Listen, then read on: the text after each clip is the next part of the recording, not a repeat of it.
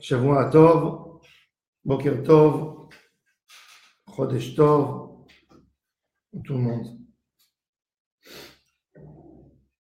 Parashat Vaishlach.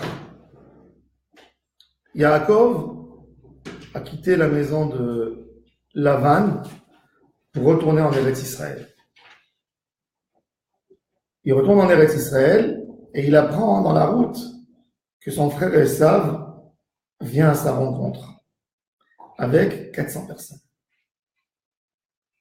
Yaakov qui rentre en panique, grande panique. Yaakov, Esav qui est son frère mais qui est en même temps son ennemi juré, qui veut lui faire tellement de mal, il a très peur. Et il se prépare avec des prières, de grandes offrandes qu'il va lui envoyer. Il va lui envoyer 500 bêtes pour essayer de lui enlever sa colère. Où se trouve Séhir? On dit Séhir. Séhir, c'est dans la Jordanie, en bas. C'est-à-dire qu'il vient du nord et il envoie des messagers jusqu'en Jordanie? Oui, vers la Jordanie. Il entend que Esav est en train de venir avec un grand groupe de guerriers pour lui faire du mal. Vers Bamot Ishimo. Donc, Yaakov Avinu se prépare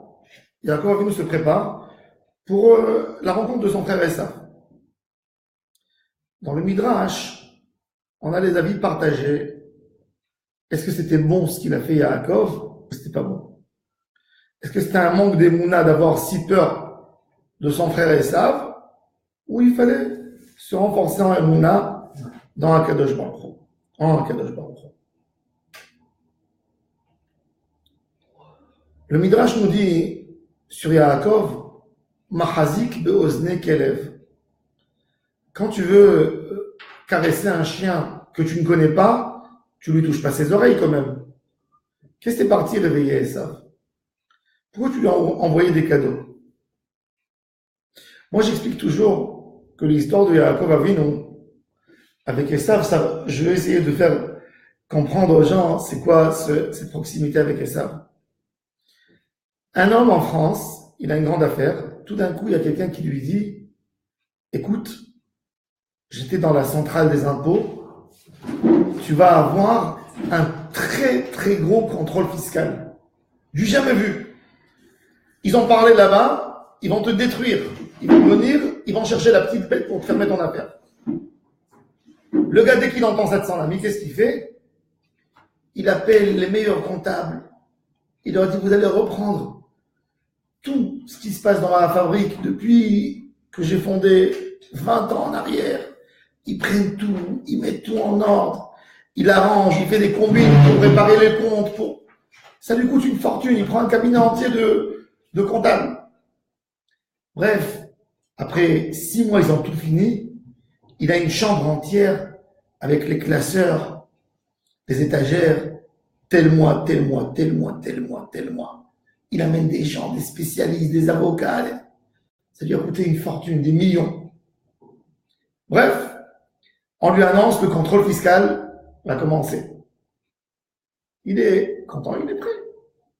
Il arrive, l'inspecteur, il rentre chez lui, au bureau, et il dit, voilà, regarde, c'est-à-dire, il veut lui présenter la chambre, avec tous les classeurs, tout ce qu'il a préparé comme compte. Et le gars du contrôle lui dit, monsieur, vous me paraissez, vous avez l'air d'un homme honnête, tout à fait intact. Faites-moi un petit café, on va boire un café, on va parler, je vais partir. Je vous signe, tout est bon. Quand le gars il est sorti, lui, qu'est-ce qu'il fait? Il déchire ses habits. J'ai payé des millions pour me préparer à ce contrôle fiscal. J'ai dû régler, j'ai dû arranger tellement de choses, les mettre en ordre qui m'ont coûté tellement d'argent, tout ça pour rien du tout. C'est exactement ça ce qui s'est passé entre Yaakov et Esav. Yaakov il s'est dit dans sa tête, il y a Esav qui va venir me détruire. Esav me veut du mal. Esav veut me détruire. Pour calmer Esav, il faut investir tellement. Il lui envoie 580 bêtes cadeaux. C'est beaucoup d'argent. 580 bêtes. Même si tu estimes chaque animal à 1000 euros, fais le compte. Déjà. Il y a des animaux qui valent beaucoup plus cher. Des chameaux, des vaches laitières, etc. Et ça vient le voir avec 400 personnes, qu'est-ce qui se passe? Yaakov qui se prépare, qui partage sa famille en deux. Il envoie 10 groupes avant, préparation qui coûte de l'argent, des efforts, l'attention, le stress.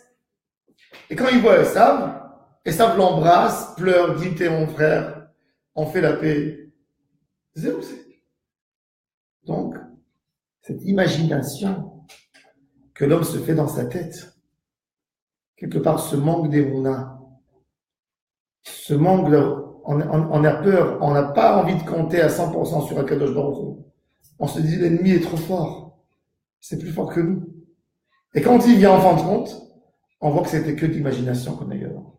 C'est exactement ça, pour essayer d'expliquer un peu l'histoire de Yaakov Avinu. Il est évident à 100% que Yaakov a perdu quelque part un point d'émouna, puisque Yaakov a voulu envoyer autant de bétail à son frère pour calmer son frère. Quand Esav vient, qu'est-ce qu'il fait? Il n'a pas envie, il a honte. Il est vexé que Yaakov lui a envoyé ses bêtes. Il dit, mon frère, tu veux me racheter avec ça? Je t'ai vu, on est en paix, j'ai pas besoin de tous ces bêtes que tu m'as envoyées. Et Yaakov qui assiste, non, prends. Et ça lui prend à la fin. Mais Esav, il lui montre, quelque part, qu'il n'avait pas besoin, qu'il ne voulait pas. Pourquoi il y avait 400 personnes? Pourquoi il y avait 400 personnes? Il a fait, tout ça c'est l'imagination. Il est venu avec 400 pour se montrer grand, se montrer fort, te montrer que c'est pas toi qui as la bracha, voilà, lui il a 400. Peut-être, démonstration. Mais c'était pas la peur que toi tu avais.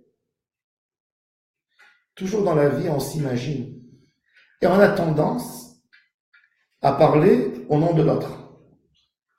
Je vais aller, et il va me dire comme ça, et il va me crier, et je risque quelque chose, je risque d'avoir mal, c'est dangereux. Pourquoi tu parles à sa place?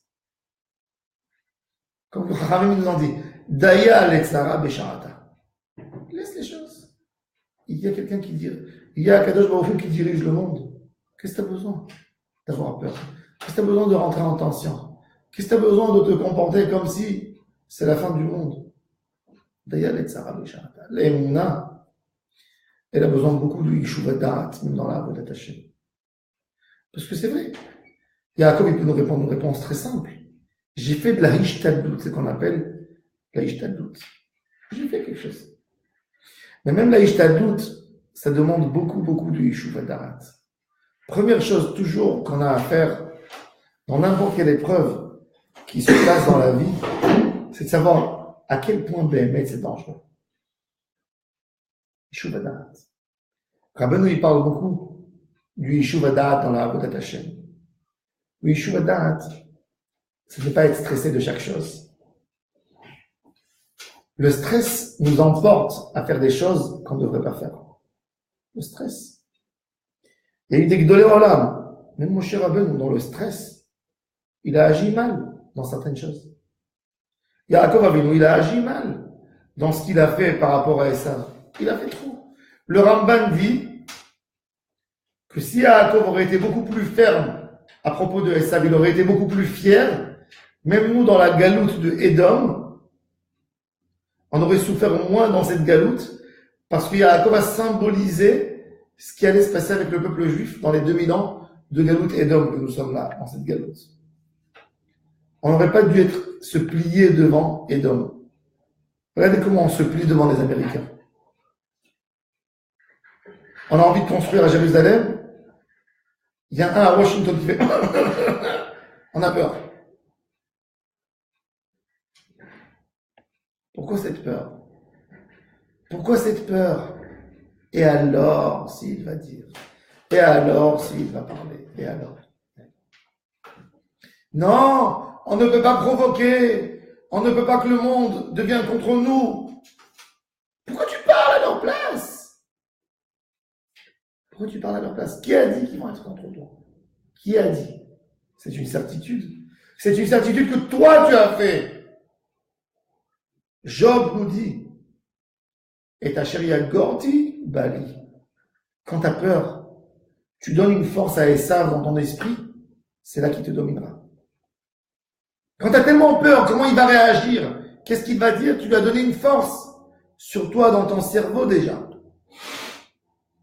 C'est toi qui as renforcé Esav. Et c'est ça ce que certains dans le Midrash reprochent à Yaakov. Tu as donné une force à Esav à te dominer dans l'esprit. Pas avoir peur. Pas avoir peur. Et ça demande un grand Yeshuva Da'at et une grande fila. Yaakov Avinu, dans la tfila, il a fait une tfila, mais c'est une tfila qui vient à Hachem avec beaucoup de peur. Le Baal Hatanya, il dit, la peur, ça se domine. C'est pas quelque chose de naturel. Et il amène une preuve. D'où il amène une preuve? Il amène une preuve. Minatora, il y a une mitzvah pour les soldats qui sortent en guerre. La Torah, elle dit, Al tira, ve'al tira'atz, ve'al tifhad mipenehem. D'ailleurs, le Kohen Gadol, il dit à tout celui qui a peur, qui sort de la guerre, parce qu'en moment de guerre, on n'a pas le droit d'avoir peur. Et c'est écrit dans le Rambam, il mentionne dans la halakha, que si un soldat, il est sorti dans le champ de bataille, il a peur, quand il est dans le champ de bataille, il transgresse un lav minatora. Alors le Baal Hatanya, il pose la question, comment tu peux me dire que je transgresse? La peur, c'est naturel. J'ai peur, c'est normal. Tu dis non. La peur, c'est quelque chose que tu t'ancres en toi. Tu fais rentrer en toi. Si tu as décidé de ne pas avoir peur, tu n'as pas peur. Il ne faut pas laisser cette peur rentrer et nous faire rentrer en nous. Il y a un début dans tout. Il y a un début. Quand quelqu'un il marche dans la rue à 2h du matin et il entend un bruit derrière, c'est des feuilles ou quelque chose qui est tombé, ou une branche, ou un souffle. Il se dit, il y a des soldats qui courent derrière moi. Ils sont plus grands, ils sont nombreux, et ils commencent à courir. Pourquoi tu cours? Pourquoi tu l'as laissé, cette peur, entrer dans ton cœur? Pourquoi tu l'as laissé? Emouna, c'est, et puis quoi? Qu'est-ce qui peut se passer? Maximum, qu'est-ce qui peut se passer? Il y a quelqu'un qui court dans la rue, maximum. C'est un homme, ok. Peut-être c'est un ennemi, peut-être c'est pas un ennemi. Et même si c'est un ennemi, qu'est-ce qu'il peut me faire? Me donner un coup? Non, je ne sais pas qu'est-ce qu'il a dans la main. Peut-être qu'il a une arme. Pourquoi veux-tu qu'il ait une arme? Dans la journée, il y a quelqu'un qui marche derrière toi dans la rue, il n'a pas d'arme. Pourquoi tu penses que le soir, il aura une arme?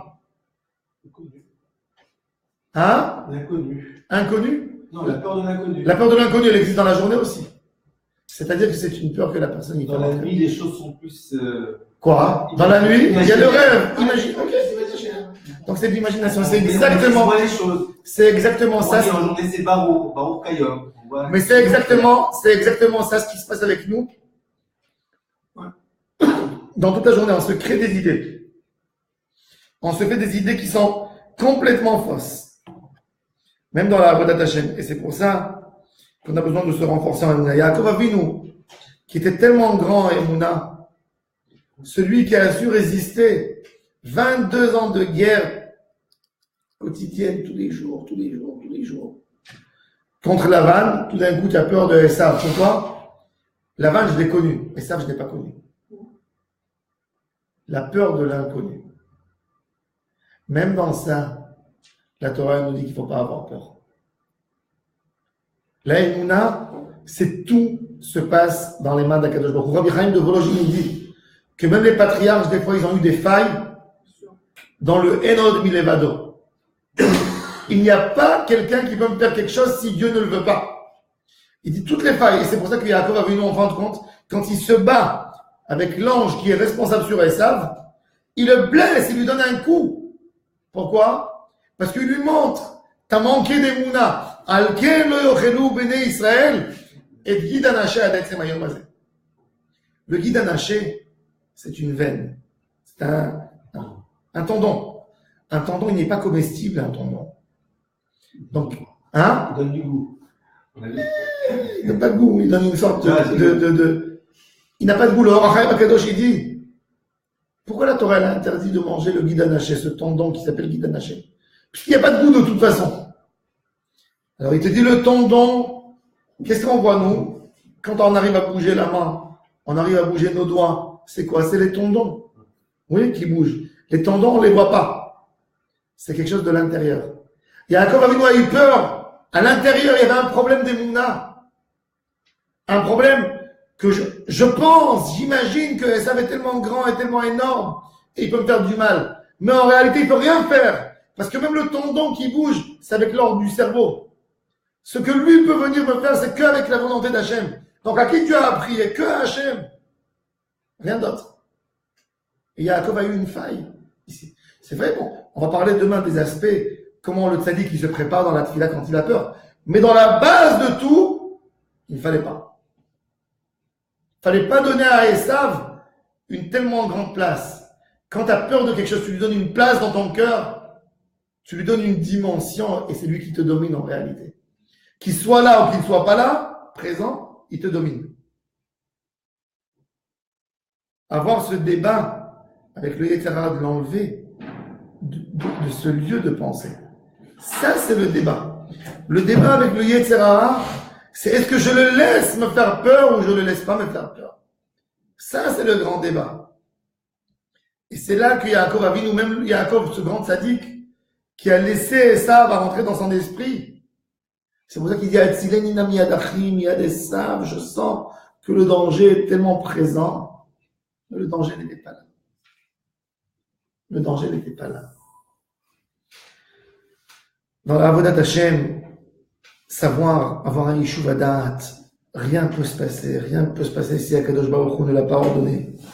Personne qui peut me faire quoi que ce soit si Akadosh Baruch Hu ne veut pas. Rester dans cette émouna, dans cette force que Akadosh Baruch Hu il est en moi. Quand je n'ai pas peur, comme il a dit le chassid, Rabbeinu Yonah, il le mentionne, Amar echad minamitnaplim bechinalko. Minamitnaplim, c'est quelqu'un qui se jette devant Hachem. Elohai, yareti mimeka, aser mimeni sh'ara yirot. Ma crainte, c'est que toi. Enlève-moi toutes les autres craintes.